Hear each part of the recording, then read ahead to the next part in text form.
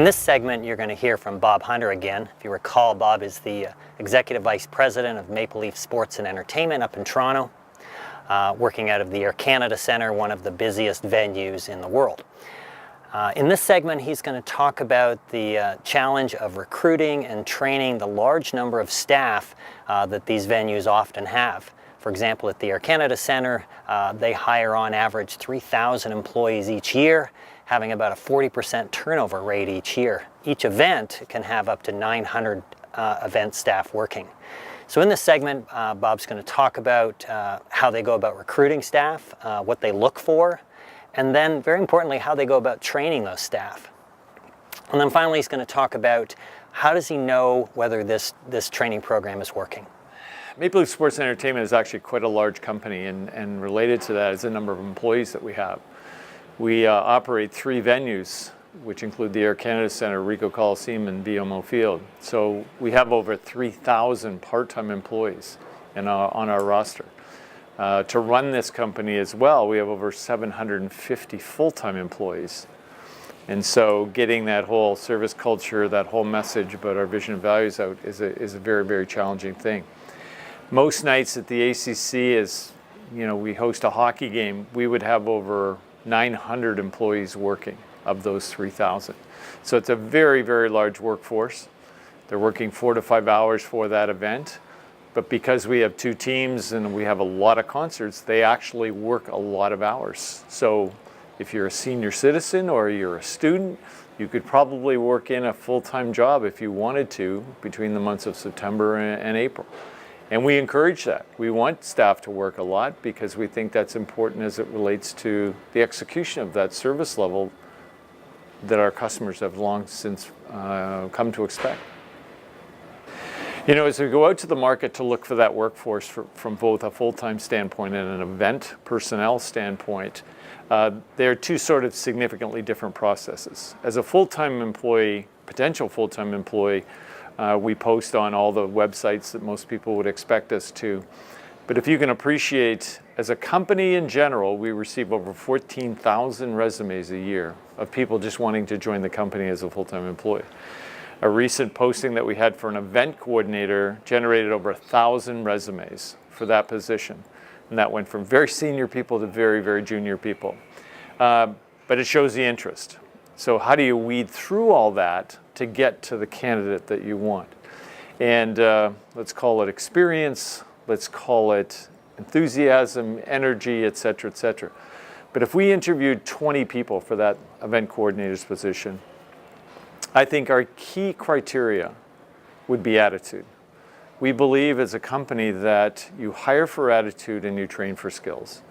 That we'd rather have you come to us reasonably fresh and unencumbered than we would having you come as a well-trained, sophisticated, whatever, because we want to train you in our system, in our ways.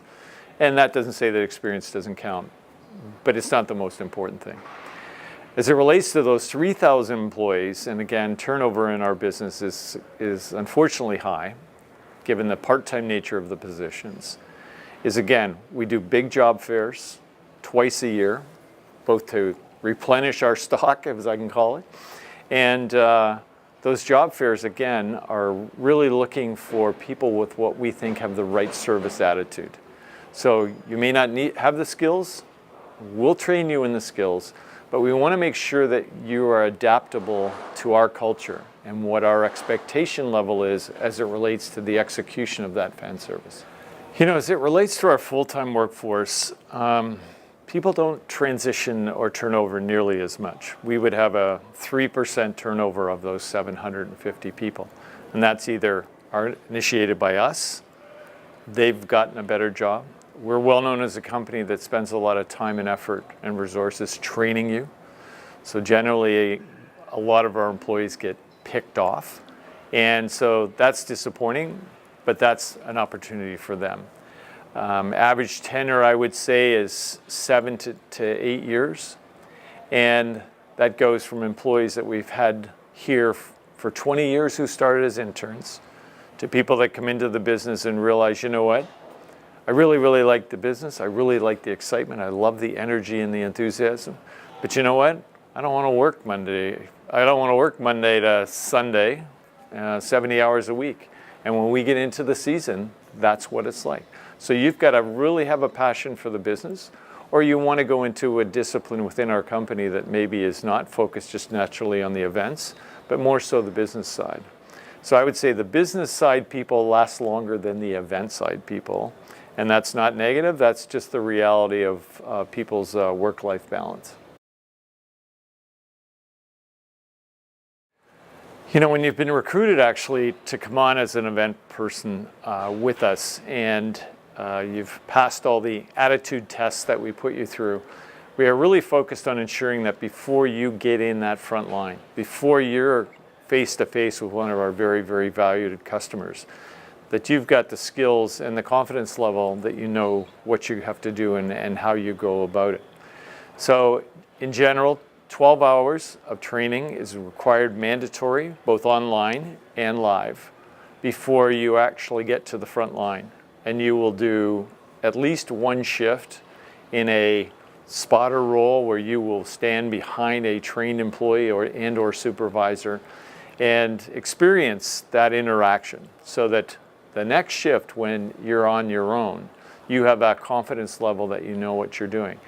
And the other key part of what we have done is ensure that we have enough supervision close to new employees, again, to provide them with a comfort level that should they require it, we've got the talent and the resources there to support them in what is a very important new role with the company.